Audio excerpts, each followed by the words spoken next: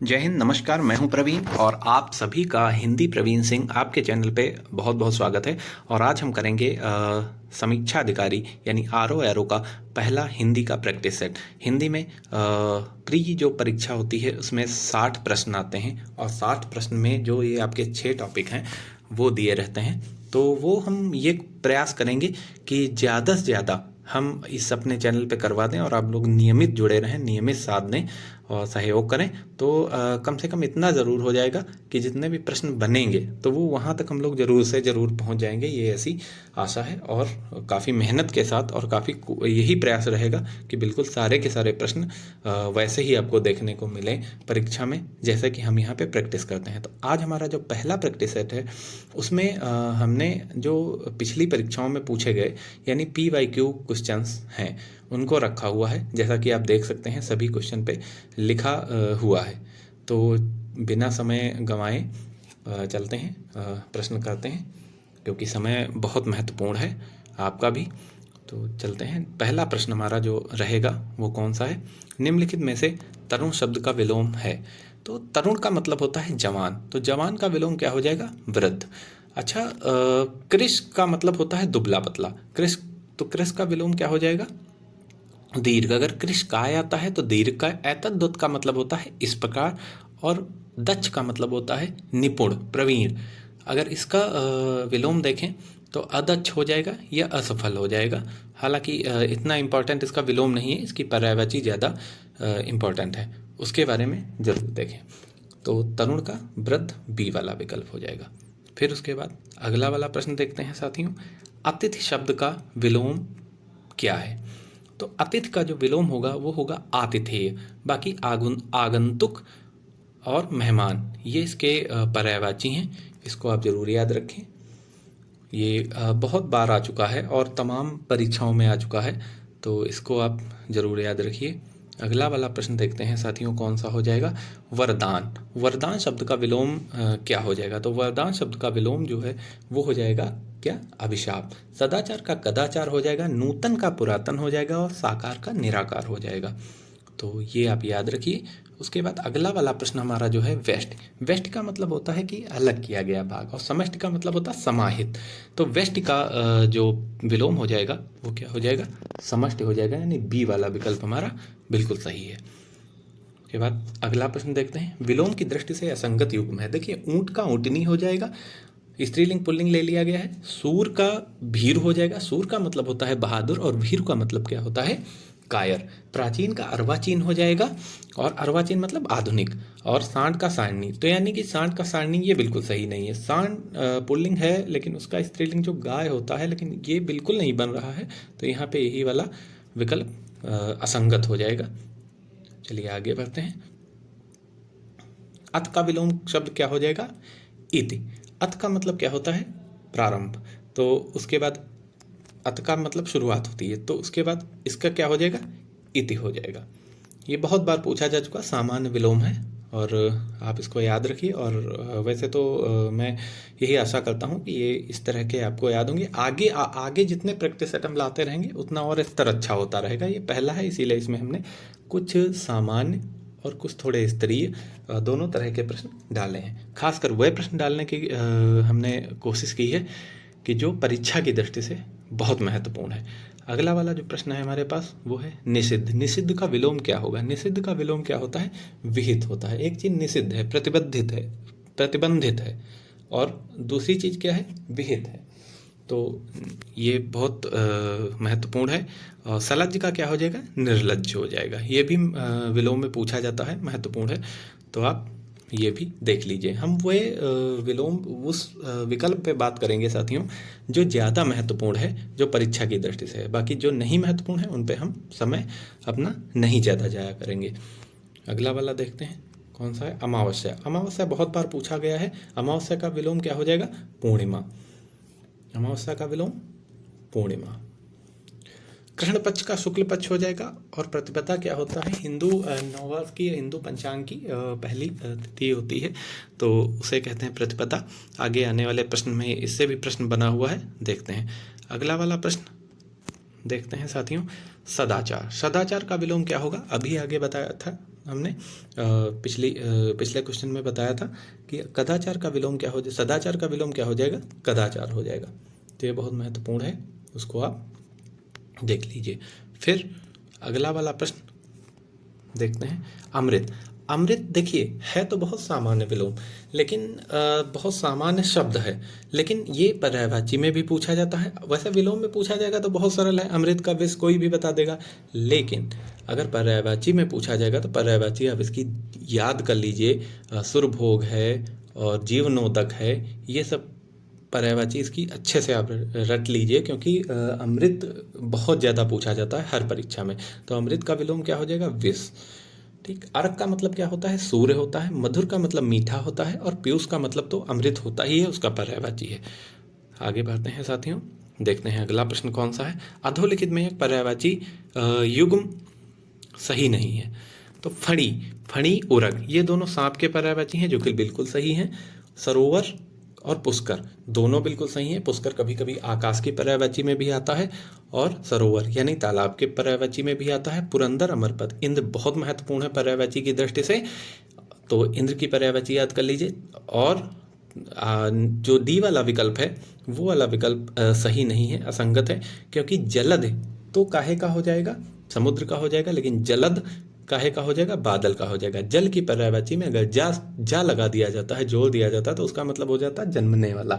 तो जलद यानी जल में जन्मने वाला हो जाएगा कमल, और जलद अगर धा जोड़ दिया जाता तो वो समुद्र की पर्यायवाची हो जाती है, और जल के पर्यायवाची में अगर दा जोड़ दिया जाता तो काहे की पर्यायवाची हो जाती है, बादल की हो जाती है। तो ध्यान रखिए। उसके बाद अगला वाला देखते हैं, आग का पर्यायवाची नहीं है। आग बहुत महत्वपूर्ण है, आग का पर्यायवाची नहीं है। कृशान, अनल, पावक, ये तीनों आग के पर्यायवाची हैं। व्योम आप जानते हैं, ये सरल प्रश्न है। व्योम काहे का होता है, गगन का होता है, यानी आकाश का होता है। अगला वाला देखते हैं, यानी ए ऑप्शन इसका सही हो जाएगा। फिर उसके बाद में निम्नलिखित में से कौन सा रात्रि का पर्यायवाची नहीं है। तो रात्रि का पर्यायवाची निशी, रजनी, विभावरी, ये तीनों होती हैं। साथ साथ में शर्वरी होता है, निशीत होता है, त्रियामा होता है। समीर नहीं होगा इसका। तो सी विकल्प इसमें सही है, जो कि रात्रि का पर्यायवाची नहीं होता है। रात्र बहुत महत्वपूर्ण है, उसको आप याद कर लीजिए। उसके बाद में अगला वाला देखते हैं, मृगेंद्र का पर्यायवाची शब्द है। बहुत बार साथियों पूछा गया, मोस्ट इंपॉर्टेंट है। मृगेंद्र का मतलब होता है शेर, शार्दूल, ठीक है। और आई सांप को ही कहते हैं, व्याल भी सांप को ही कहते हैं। तो यहाँ पे जो इस प्रश्न का सही उत्तर होगा वो शार्दूल हो जाएगा, ठीक है। फिर उसके बाद में अगला वाला देखते हैं, निम्नलिखित में से कौन सा किरण का पर्यायवाची शब्द नहीं है। किरण के पर्यायवाची शब्द भी बहुत महत्वपूर्ण है। दीप्ति, रश्मि, मरीच, ये तीन चीजें आप याद कर लीजिए किरण के पर्यायवाची में। इतने में आपका हो जाएगा। अगर किरण की पर्यायवाची पूछी जाएगी तो इतने में से ही पूछ दी जाएगी। पुष्कर इसमें बचा हुआ है, तो पुष्कर क्या हो जाएगा, इस प्रश्न का सही उत्तर हो जाएगा। पुष्कर क्या होता है, किरण का पर्यायवाची नहीं होता। ये या तो तालाब का होता है या तो आकाश में आ जाता है, ठीक है।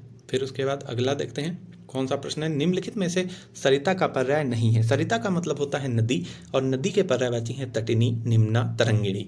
त्रिपतगा होता है गंगा का पर्यायवाची, और गंगा बहुत महत्वपूर्ण है पर्यायवाची की दृष्टि से।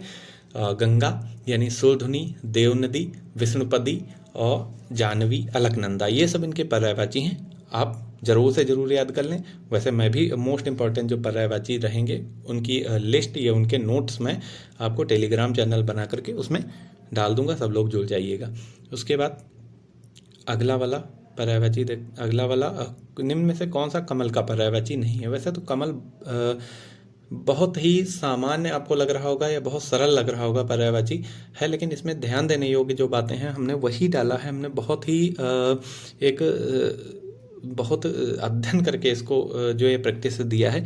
ऐसा नहीं कि खाली आपका टाइम वेस्ट हो जाए और उसमें कुछ अर्क न निकले, तो बहुत सोच समझ के दिया। अब कमल का पर्यायवाची नहीं है इसमें से, देखिए अंबुज तो होता है, राजीव भी होता है। जलद क्या है, दा लगा हुआ है, तो ये बादल का पर्यायवाची हो जाएगा। जल में दा यानी बादल का पर्यायवाची। और साथ साथ में कुवलय, कुवलय भी काहे का है, कमल का। अब देखिए इंदिवर, कुवलय, ये दो चीजें कमल के पर्यायवाची में जरूर याद रखिए। और बाकी अंबुज, राजीव, जलद, ये तो आप लगा ही ले जाएंगे। तो इसका जो राइट आंसर होगा डी वाला होगा, यानी कि जलद कमल का पर्यायवाची नहीं है। उसके बाद में अगला वाला देखते हैं। हाँ, पर्यायवाची की दृष्टि से एक वर्ग शुद्ध है। तो इसमें देखिए जो वर्ग इसमें शुद्ध है साथियों वो है सिंह, पंचानन, नाहर, मृगार। ये सब काहे के पर्यायवाची हैं? शेर के पर्यायवाची हैं, और यही वाला वर्ग इसमें सही है। ठीक है, उसके बाद में आगे चलते हैं साथियों। निम्नलिखित में से विष्णु का पर्यायवाची शब्द नहीं है। देखिए, कमलापत, कमला के पति हैं, कमलाकांत हैं, कमलेश हैं, कमल प्लस ईश कमलेश हैं। तो ये तीनों विष्णु के पर्यायवाची हैं, लेकिन कमलासन, कमल जिनका आसन है, अर्थात वो किसको कहते हैं? ब्रह्मा को कहते हैं, यानी कमलासन नहीं होगा। इसको बहुत ध्यान से देखिए, इसमें बहुत ऐसा लग रहा है कि हो सकता है वहाँ पे कन्फ्यूजन हो जाए। तो कमलासन, कमल के आसन वाले कौन होते हैं? ब्रह्मा होते हैं, ना कि विष्णु होते हैं। ठीक, अगला वाला देखते हैं साथियों। एक यमुना का पर्यायवाची नहीं है। एक यमुना का पर्यायवाची नहीं है, तो ये क्या हो जाएगा? यमुना बहुत महत्वपूर्ण है पर्यायवाची की दृष्टि से। तो यमुना एक तो अर्कजा होता है, भानुजा होता है, रविजा, सूर्यजा। देखिए, अगर जा लगा देंगे हम, जा बड़ा वाला, तो बेटी का पर्यायवाची हो जाएगा। तो देखिए, सूर्य में, सूर्य के पर्यायवाची में जा लगाना यानी यमुना का पर्यायवाची बन जाना होता है।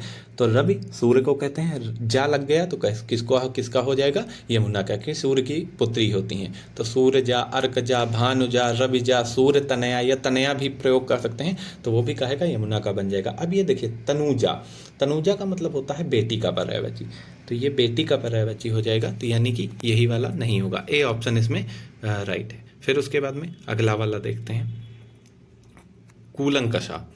निम्नलिखित में से एक नदी का पर्यायवाची शब्द नहीं है। नदी का जो पर्यायवाची शब्द नहीं है वो कूलवती, कूलंकषा, निम्नगा। देखिए, हमने त्रिपतगा बताया था, तो त्रिपतगा का मतलब क्या होता है? गंगा, यानी कि इसमें यही ऑप्शन राइट हो जाएगा, सही हो जाएगा। त्रिपतगा गंगा का पर्यायवाची है, ना कि नदी का पर्यायवाची है। चलते हैं आगे। ये सब देखिए नीचे लिखा हुआ ही है, मैंने उसको मिटाया नहीं है, क्योंकि ये पहला हमारा प्रैक्टिस सेट था और जानकारी के लिए कि देखिए किस तरह के प्रश्न आते हैं। और सारे के सारे जो यूपीआरओ या दूसरी परीक्षा के जो हैं वो स्तरीय प्रश्न हमने डाले हुए हैं इसमें। तो अगला प्रश्न हमारा है, पर्यायवाची की दृष्टि से एक वर्ग शुद्ध है। तो देखिए, इसमें कौन सा शुद्ध है? तो ये जो सी वाला है, इसमें घर, निकेतन, आयतन, निलय, ये सारे घर के पर्यायवाची हैं। तो ये इम्पोर्टेंट भी है, घर के पर्यायवाची याद कर लीजिए। और इतने जितने इसमें दिए हैं 4, इतने याद कर लेंगे, इसी में से आपका काम हो जाएगा। तो आगे चलते हैं। निम्नलिखित में से एक शब्द आम का पर्यायवाची नहीं है। आम बहुत महत्वपूर्ण है, और कोई भी अगर परीक्षा दे रहे हैं उसमें हिंदी आती है, विलोम का सिलेबस में विलोम दिया गया है, तो आम के पर्यायवाची अवश्य आप याद करें। रसाल, सहकार, अतिसौरभ। बहुत अच्छा प्रश्न है। देखिए, अतिसौरभ, रसाल, सहकार, ये तीनों आम के पर्यायवाची हैं। साथ साथ में देखिए, अम्ब दिया गया है। अम्ब पानी का पर्यायवाची होता है, ना कि इसकी जगह पर अगर अम्ब दिया होता तो वो क्या रहता? आम का पर्यायवाची हो जाता, लेकिन अम्ब क्या रहेगा? बिल्कुल भी नहीं होगा, इसलिए ए वाला आंसर क्या है? सही हो जाएगा। अगला वाला देखते हैं। निम्नलिखित में से कौन सा शब्द आ का पर्यायवाची नहीं है? तो आ का पर्यायवाची कौन सा शब्द नहीं है इसमें? व्योम तो बिल्कुल नहीं होगा। कृशान, पावक, अनल, ये 3 हो जाएंगे, लेकिन व्योम काहे का हो जाएगा? आकाश का हो जाएगा, यानी कि कौन सा विकल्प? ए नहीं है। अगला वाला देखते हैं। इनमें से अरविंद शब्द का पर्यायवाची निम्नलिखित, इनमें से अरविंद शब्द का पर्यायवाची कौन सा है? तो अरविंद शब्द का पर्यायवाची, अरविंद किसे कहते हैं? कमल को कहते हैं। क्या हो जाएगा?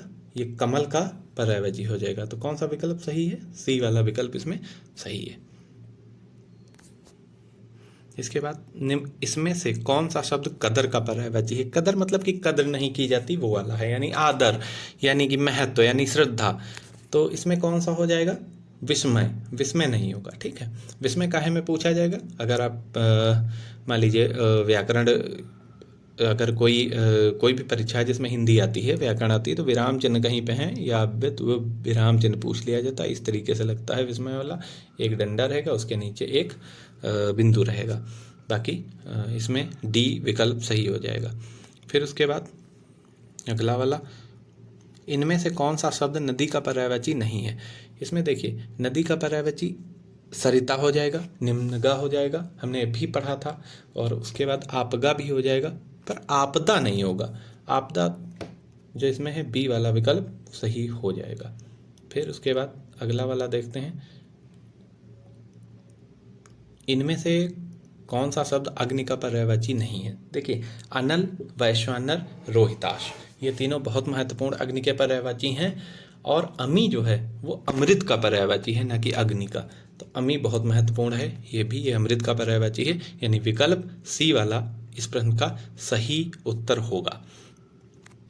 उसके बाद अगला वाला देखते हैं साथियों, कौन सा प्रश्न है।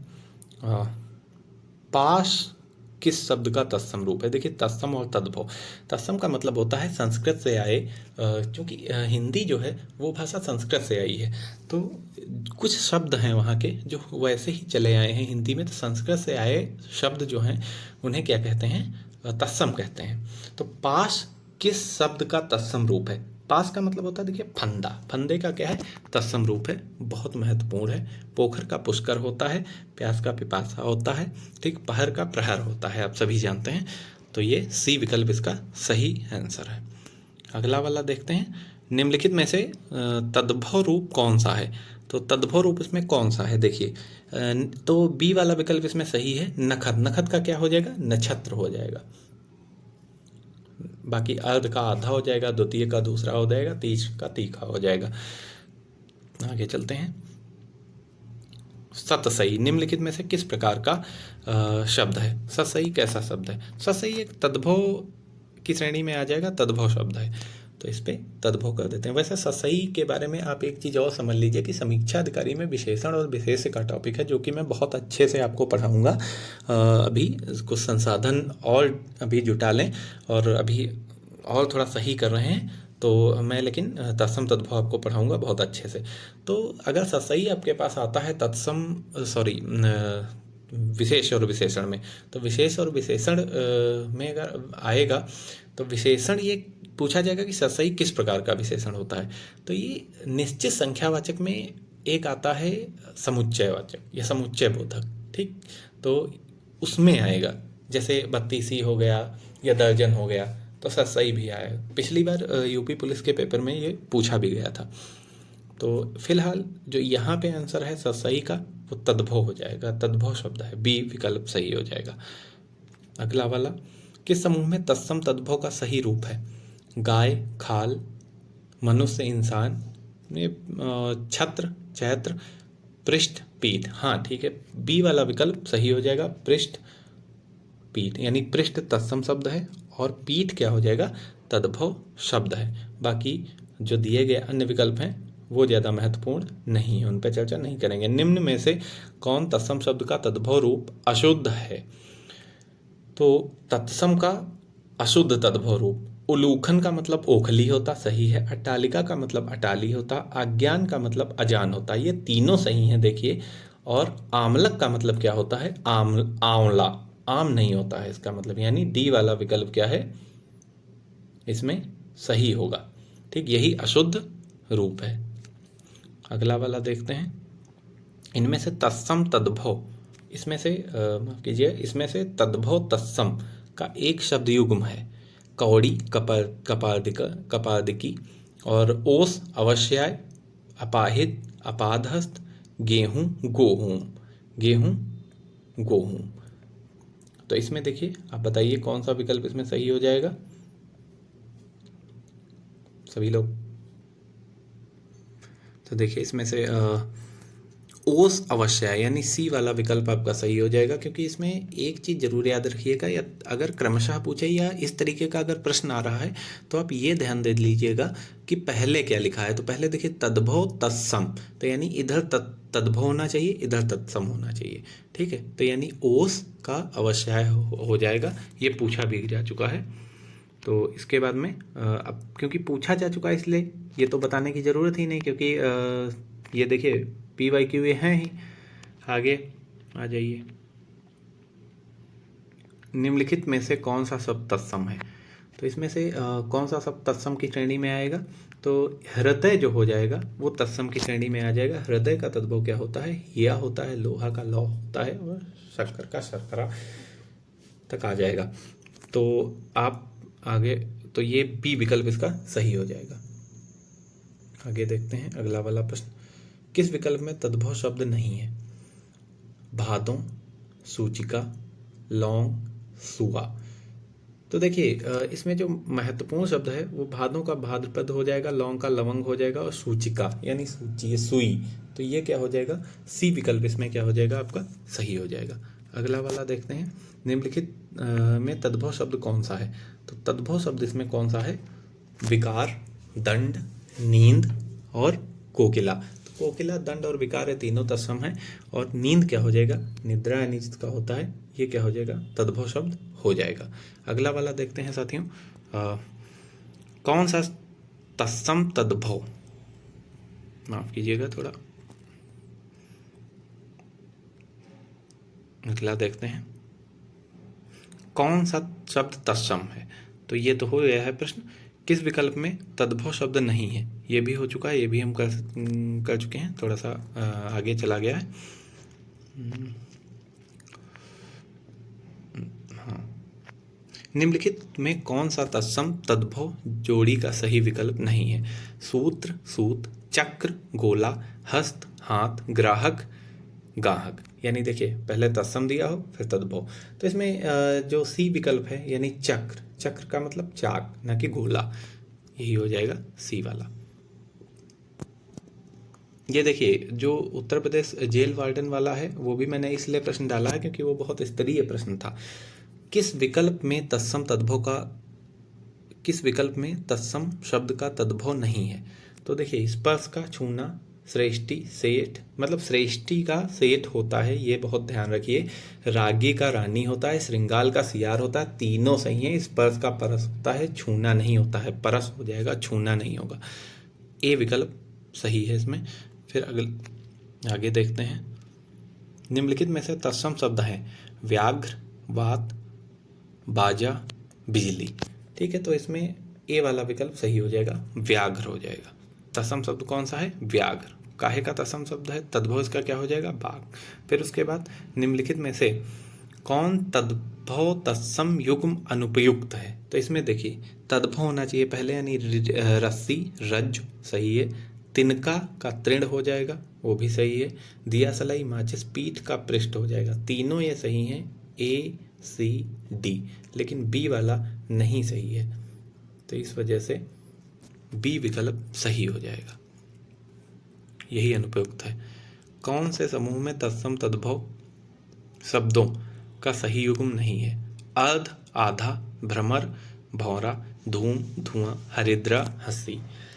तो तत्सम और तद्भव यानी अर्ध का आधा तो होता ही है, भ्रमर का भौरा होता ही है, और भ्रमर की पर्यायवाची भी याद रख लेना, खासकर पर्यायवाची षटपद। और हरिद्रा, हरिद्रा मतलब हल्दी होती है ना कि हंसी होती है, हरिद्रा मतलब हल्दी। तो डी वाला विकल्प क्या हो जाएगा? युग्म जो है नहीं सही है, यही हमारा उत्तर हो जाएगा। अगला वाला देखते हैं। निम्नलिखित में से कदली शब्द का तद्भव रूप कौन सा है? कदली का मतलब होता है केला, कदली का मतलब क्या होता है? केला। कादरी का मतलब क्या होता है? कैंची। ठीक, कोण का मतलब कोना होता है, यानी ये भी तत्सम है पहला वाला, और कोण ये भी इसका कोना होता है, तो ये क्या हो जाएगा? केला, कदली, केला। ये बार बार मैं इसलिए बोल रहा हूँ कि आप लोगों को याद रहे, को यही रहेगा। यही रटने वाली जो चीज़ें होती हैं जितने बार आप बोलेंगे उतने बार ही आपको याद रहेंगी, यही सबसे बढ़िया तरीका होता है।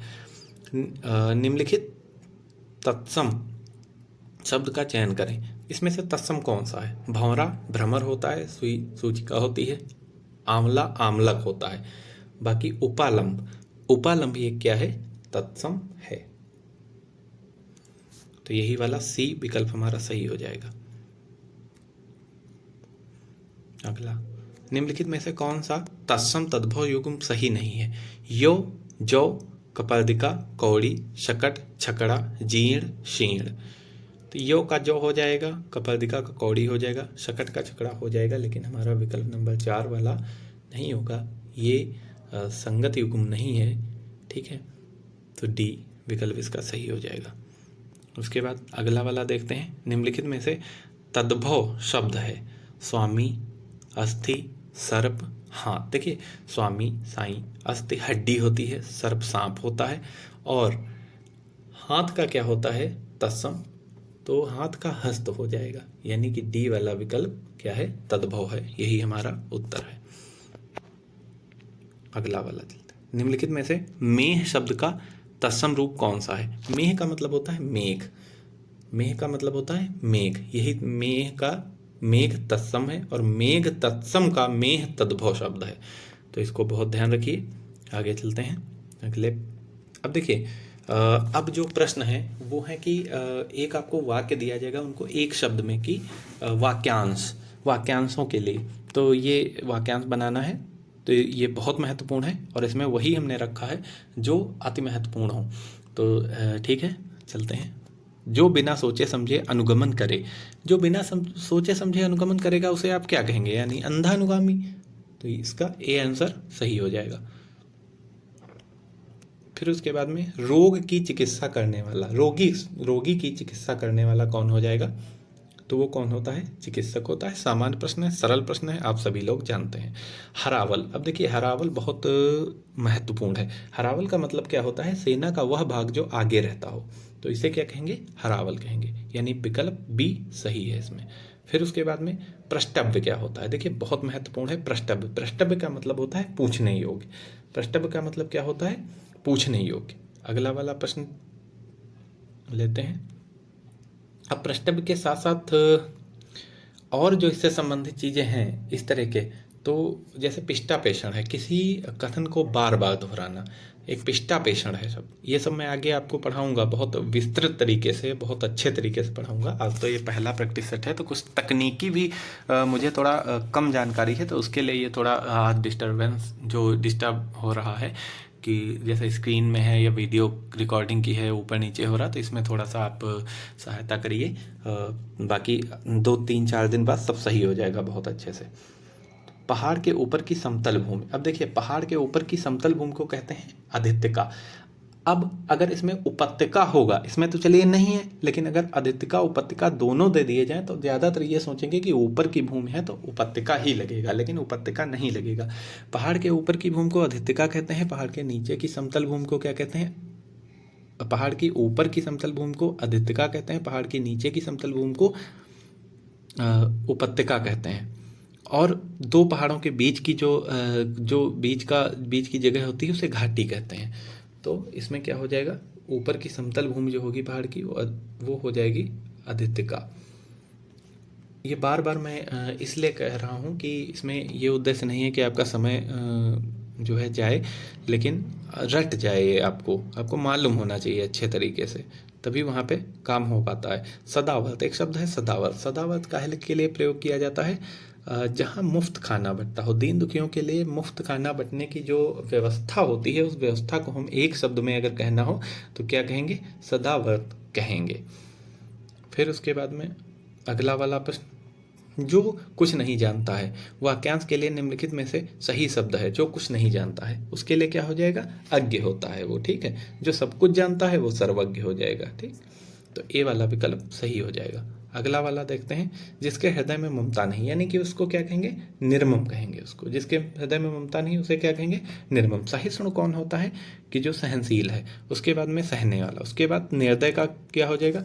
दया नहीं है। अकिंचन शब्द बहुत महत्वपूर्ण है। अकिंचन का मतलब होता है जिसके पास कुछ नहीं। देखिए एक शब्द होता है दरिद्र, दरिद्र का मतलब होता है गरीब, गरीब के पास कुछ हो सकता है, लेकिन अकिंचन के पास क्या होता है?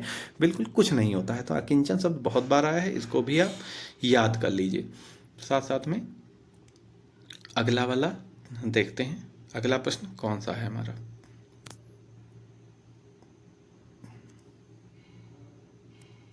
अगला वाला प्रश्न, रास्ते में खाने वाली भोज सामग्री को क्या कहेंगे? जो रास्ते में खाने के लिए दी जा रही है भोज सामग्री जो ले जाई जाती है उसे क्या कहेंगे? पाथेय कहते हैं उसे, पाथेय कहते हैं। बहुत महत्वपूर्ण है, पाथेय कहते हैं। अगला वाला देखते हैं, इस संसार से संबंध, यानी इस संसार से संबंध क्या हो जाएगा? सांसारिक हो जाएगा। ये भी सामान्य प्रश्न है। उसके बाद अगला वाला देखते हैं। उसके बाद अगला देखते हैं। अगला वाला प्रश्न बताइए, गंगा का उद्गम स्थान, गंगा का उद्गम स्थान के लिए एक शब्द का प्रयोग किसे करेंगे? गंगोत्री। तो ये आप उत्तर हो जाएगा डी वाला विकल्प। फिर उसके बाद में जो बात लोगों से सुनी गई हो, उसके लिए हम एक शब्द का क्या प्रयोग करेंगे, जनश्रुति। ठीक है, वैसे जनश्रुति, तो इसको आप लोकोक्त न लगाइएगा जब दोनों दी हुई। तो अगर नहीं दिया हुआ तो आप लगा सकते हैं लोकोक्त, अगर जनश्रुत नहीं दिया हो, लेकिन जन स्रोत अगर दिया हुआ है तो यही राइट आंसर हो जाएगा, यानी सी वाला विकल्प। फिर उसके बाद अगला वाला देखते हैं, जो तुरंत कोई युक्ति सोच ले उसे क्या कहते हैं, प्रत्युत्पन्न मत, यानी तुरंत किसी चीज़ का उत्तर दे दे, तुरंत कोई युक्ति सोच ले, तो उसे कहेंगे प्रत्युत्पन्न मत। ये बहुत पूछा जाता है, सभी परीक्षाओं में बहुत पूछा जाता है। फिर उसके बाद में अगला देखेंगे, जिसके हृदय में ममता न हो। अभी हमने देखा था, ये दोबारा से आ गया है धोखे से, तो इसे क्या कहेंगे, निर्मम कहेंगे। ठीक है, फिर अगला वाला देखते हैं। अगला क्या, जो जोता बोया न गया हो। तो जो जोता बोया न गया हो उसे हम क्या कहेंगे, अकृषित। अकृषित, तो इसमें कौन सा विकल्प सही हो जाएगा, बी। देखिए वैसे तो ऊसर भी रहता है, लेकिन अब ऊसर में समझिए, ऊसर जोता बोया नहीं जा सकता है, और एक चीज़ जोती बोई नहीं गई है, वो जोती बोई जा सकती है। तो यहाँ पे ये अंतर ले लेंगे, बाकी दोनों चीज़ें ऊसर और आकृषित दोनों चीज़ें एक ही होती हैं।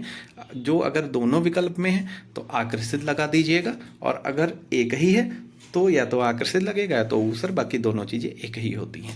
साथ साथ में ये लगभग 60 या 61 मैंने लगभग संभवतः 60 के ऊपर ही ये प्रश्न है।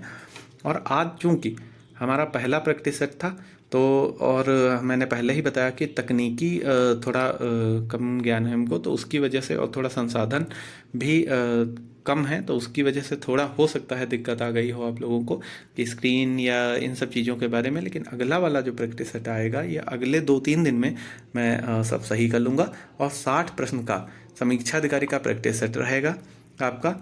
अगर मान लीजिए किसी दिन प्रैक्टिस सेट नहीं आ पाया ये इतने, तो हम आगे मैराथन या बड़ी वीडियो इस तरीके से बना करके, और ज़्यादा से ज़्यादा ज़रूरी रहेगा ये, इसमें ये उद्देश्य है हमारा कि वे सभी प्रश्न किए जाएं जो सभी बहुत ज़रूरी हैं, और जो प्रश्नों में सूक्ष्म अंतर है, जो प्रश्न पूछे जा रहे हैं उनमें बहुत सूक्ष्म अंतर है। कि जैसे आपने तो देखा कि सामान्य प्रश्न है, बहुत सामान्य है, सरल है, लेकिन उस सरल से या कमल से क्या पूछा जा सकता है, या अमृत में से कौन सा आएगा। पर्यायवाची तो बहुत सारे हैं, क्या आप सब रट लेंगे क्या, हजारों पर्यायवाची हैं। लेकिन जो बहुत महत्वपूर्ण है उसमें से क्या पूछा जाना चाहिए या क्या पूछा जाएगा, उसमें से क्या संभावना बन रही है, और तो ये सारी चीज़ें बहुत, उसको एक एनालिसिस बहुत सूक्ष्म तरीके से हम अध्ययन करके नोट्स में लिख के फिर उसके बाद में आपके पास लाते हैं, तो उसको लाएंगे। और साथ साथ में वैसे भी जो जो चीज़ें याद करने वाली हैं वो हम टेलीग्राम ग्रुप बना करके उस पर डाल देंगे, फ्री PDF, फ्री क्लासेस सारी रहेंगी, आप लोग सपोर्ट करते रहेंगे, तो हम निश्चित जितनी भी परीक्षाएं आती रहेंगी, जिस परीक्षाओं में हिंदी है, और जो है बिल्कुल टॉपिक के हिसाब से, जो सिलेबस है उस हिसाब से हम पूरा करेंगे, और नो हैंड नोट्स भी आपको प्रोवाइड करवाएंगे। तो इस हिसाब से आप कमेंट करके बताइएगा, कमेंट करके ये ज़रूर बताइएगा कि इसमें से कितने प्रश्न आपके सही हुए हैं, और ये भी बताइएगा कि सुझाव हों तो वो भी आप दे सकते हैं। और आगे चल करके अभी समीक्षा अधिकारी परीक्षा के पहले आप कोई किताब न खरीदिए, जितनी किताबें हैं, जो अच्छी किताबें हैं, प्रैक्टिस सेट हैं अच्छे, उन सब का मैं PDF बना के इस पर आपको पढ़ा देंगे। और तो आप उसको क्या कर सकते हैं कि वैसे किताब पढ़ने में आपको बहुत टाइम लगेगा, तो आप डबल स्पीड पे लगा करके उसको जल्दी जल्दी आप देख सकते हैं। ठीक है, तो आशा है कि ये जो प्रैक्टिस सेट है अच्छा लगा होगा आपको। धन्यवाद, कल फिर मिलते हैं। धन्यवाद।